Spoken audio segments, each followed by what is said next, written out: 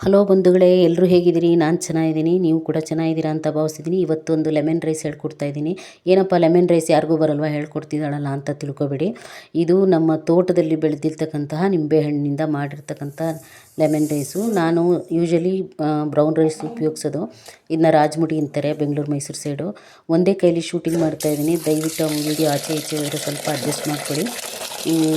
ಇದು ಕೆಂಪಕ್ಕಿ ಅಂತಲೂ ಹೇಳ್ತಾರೆ. ಇದನ್ನು ಯಾಕಪ್ಪ ಇಷ್ಟು ಕ್ಯೂಚಿ ತೊಳಿತಾ ಇದ್ದೀನಿ ಅಂತಂದರೆ, ಒಂದೊಂದು ಅಕ್ಕಿಯಲ್ಲಿ ತುಂಬಾ ಕಲರ್ ಕಟ್ಟಿರ್ತಾರೆ. ಇದರಲ್ಲಿ ಏನು ಅಷ್ಟಿರಲಿಲ್ಲ. ತೊಳಿತಾ ಅಕ್ಕಿ ಬೆಳ್ಳಗೆ ಆಗೋಗ್ಬಿಡುತ್ತೆ. ಅನ್ನ ಕೂಡ ಒಂದೊಂದು ಸತಿ ಬೆಳ್ಳಗಾಗುತ್ತೆ. ಇದು ಹಾಗಾಗಲ್ಲ, ಇದು ಅನ್ನ ಕೆಂಪಾಗಿ ಬರುತ್ತೆ. ಆದ್ದರಿಂದ ಇದು ಒರಿಜಿನಲ್ ಅಂತ ಅಂದ್ಕೊಂಡು ನಾವು ಉಪಯೋಗಿಸ್ತಾ ಇದ್ದೀವಿ. ಇದಕ್ಕಿಂತಲೂ ಚೆನ್ನಾಗಿರೋದು ಯಾರಿಗಾರು ಗೊತ್ತಿದ್ದರೆ ನಮಗೆ ಕಮೆಂಟಲ್ಲಿ ತಿಳಿಸ್ಕೊಡಿ. ಫೋನ್ ನಂಬರ್ ಕೂಡ ಹಾಕಿ, ನಾನು ನಿಮ್ಮ ಹತ್ರನೇ ಪರ್ಚೇಸ್ ಮಾಡ್ತೀನಿ. ಈ ಅಕ್ಕಿ ತೊಳೆದ ನೀರನ್ನ ನಾನು ಯಾಕಪ್ಪ ಕಲೆಕ್ಟ್ ಮಾಡ್ತಾಯಿದ್ದೀನಿ ಅಂತಂದರೆ, ನಾನು ಗಿಡಗಳಿಗೆ ಹಾಕೋಕ್ಕೋಸ್ಕರ ಇದನ್ನೆಲ್ಲ ಕಲೆಕ್ಟ್ ಮಾಡ್ತೀನಿ.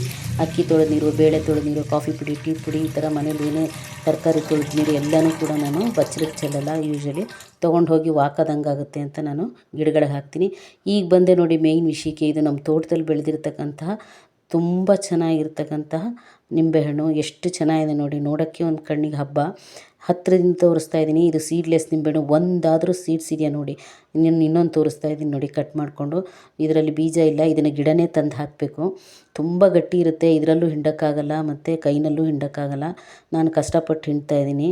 ರಸ ಹಾಗೂ ಉಳ್ಕೊಂಡಿರುತ್ತೆ. ಇನ್ನೊಂದು ಸಲ ಹಿಂಡಿದಾಗ ತೆಗಿ ಕಷ್ಟ. ಇದು ಗಟ್ಟಿ ಇದೆ ನನ್ನ ಕೈಯಲ್ಲೂ ಟ್ರೈ ಮಾಡಿದೆ, ಅಷ್ಟು ಬರಲಿಲ್ಲ. ಹುಳಿ ಅಲ್ಲೇ ಉಳ್ಕೊಂಡಿದೆ. ಆದರೂ ಇದನ್ನು ಚಿತ್ರಾನ್ನ ಕಲಸೋದ್ರಿಂದ ತುಂಬಾ ಚೆನ್ನಾಗಿರುತ್ತೆ ನೋಡಿ. ವೈಟ್ ರೈಸ್ ಮಾಡಿ ಉದುದ್ರಾಗಿ ಇಟ್ಕೊಂಡಿದ್ದೀನಿ. ಒಗ್ಗರಣೆ ತೆಂಗಿನಕಾಯಿ ಎಲ್ಲನೂ ಹಾಕಿದ್ದೀನಿ. ಇನ್ನೊಂದು ಸ್ಪೆಷಲ್ ಇಂಗ್ರೀಡಿಯೆಂಟ್ಸ್ ಏನಪ್ಪ ಅಂತಂತಂದರೆ, ಮೆಂತ್ಯ, ಮೆಣಸು ಮತ್ತು ಇಂಗು ಹಾಗೂ ಅರಿಶಿನ. ಮೆಂತ್ಯನ ಹಳದಿ ಬಂಗಾರ ಅಂತಾರೆ, ಎಲ್ರಿಗೂ ಗೊತ್ತಿರುತ್ತೆ ಕೆಲವರಿಗೆ. ಪೆಪ್ಪರ್ನ ಬ್ಲ್ಯಾಕ್ ಬಂಗಾರ ಅಂತಾರೆ. ಅರಿಶಿನ ಮತ್ತು ಪೆಪ್ಪರು ಯಾವ ಅಡುಗೆಯಲ್ಲಿ ಸೇರುತ್ತೋ ಅಲ್ಲಿ ಹೊಟ್ಟೆ ತುಂಬ ಕ್ಲೀನಾಗುತ್ತೆ.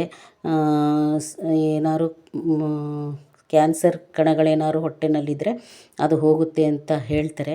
ಸಾಂಬಾರು ಪದಾರ್ಥಗಳಲ್ಲಿ ಮೆಣಸು ಮತ್ತು ಮೆಂತ್ಯ, ಅರಿಶಿನ ತುಂಬಾ ಔಷಧಿಯಾಗಿ ಕೆಲಸ ಮಾಡುತ್ತೆ. ಹಾಗಾಗಿ ನಾನು ಪ್ರತಿ ಅಡುಗೆನಲ್ಲೂ ಮೆಣಸು ಮತ್ತು ಅರಿಶಿನ ಎರಡನ್ನೂ ಕಾಂಬಿನೇಷನ್ ಆಗಿ ಸೇರಿಸ್ತೀನಿ. ಹಾಲು ಕೂಡ ಮೆಣಸು ಅರಿಶಿನ ಹಾಕ್ಕೊಂಡು ಕುಡಿಬೋದು. ನಮ್ಮ ದೇಹ ಶುದ್ಧಿ ಆಗುತ್ತೆ. ರುಚಿಗೆ ತಕ್ಕಷ್ಟು ಉಪ್ಪು ಹಾಕಿ ಮೊದಲೇ ಒಗ್ಗರಣೆ ಹಾಕಿ ಕಲಸಿದ್ದರಿಂದ ಕಾಯಿ ಸ್ವಲ್ಪ ಮೇಲೆ ಹಾಕ್ತಾಯಿದ್ದೀನಿ ಅಷ್ಟೇ. ನಿಮಗೆ ಗೊತ್ತು, ನನ್ನ ಹಳೆ ವಿಡಿಯೋ ನೋಡಿರ್ತೀರ ಕೆಲವರು. ನಾನು ಒಗ್ಗರಣೆ ಎಲ್ಲ ಸ್ವಲ್ಪ ಹಾಕಿಟ್ಕೊಂಡಿರ್ತೀನಿ. ಅದೆಲ್ಲ ನಿಮಗೂ ಬರುತ್ತೆ ಅಂತ ಅದನ್ನೆಲ್ಲ ತೋರಿಸ್ಲಿಲ್ಲ ಅಷ್ಟೇ. ಈಗ ಮೇಲೆ ಸ್ವಲ್ಪ ಕಡಿಮೆ ಆಯಿತು ಅಂತ ಇನ್ನೊಂದು ಸ್ವಲ್ಪ ಕಡಲೆಕಾಯಿ ಬೀಜನ ತೆಗೆದಿಟ್ಕೊಂಡಿದ್ನಲ್ಲ, ಅದನ್ನ ಸ್ವಲ್ಪ ಎಣ್ಣೆ ಎಲ್ಲ ಸೇರಿಸಿ ಕಲಿಸ್ತಾ ಇದ್ದೀನಿ. ತುಂಬಾ ಚೆನ್ನಾಗಿರುತ್ತೆ. ಈ ರೀತಿ ಒಂದು ಸಲ ಚಿತ್ರಾನ್ನ ಮಾಡ್ಕೊಂಡು ತಿಂದು ನೋಡಿ. ಮಧ್ಯೆ ಒಂದೊಂದು ಮೆಂತ್ಯ ಸಿಗ್ಬೋದು, ಏನೂ ಆಗೋಲ್ಲ. ಮಕ್ಕಳಿಗೆ ಅದನ್ನ ಈಗಲಿಂದನೂ ಚಿಕ್ಕ ವಯಸ್ಸಿನಿಂದಲೂ ಅಭ್ಯಾಸ ಮಾಡಿ ತಿನ್ನಿಸಿ. ನಮ್ಮ ದೇಹದೊಳಗಡೆ ಯಾವುದೇ ಬ್ಯಾಕ್ಟೀರಿಯಾ, ಕೆಮಿಕಲ್ಸ್ ಏನೇ ಇದ್ರೂ ನಾಶ ಆಗುತ್ತೆ. ದೇಹ ಶುದ್ಧಿ ಆಗುತ್ತೆ ಮತ್ತು ಆರೋಗ್ಯಕರವಾದ ಚಿತ್ರಾನ್ನ ಮಾಡ್ದಂಗೆ ಆಗುತ್ತೆ.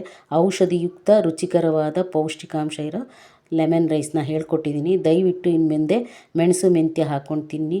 ಮೆಂತ್ಯ ಮೆಣಸಿಗೆ ಆಪೋಸಿಟ್ ಆಗಿರುತ್ತೆ, ಆದ್ದರಿಂದ ಸಮಶೀತೋಷ್ಣವಾಗಿರುತ್ತೆ.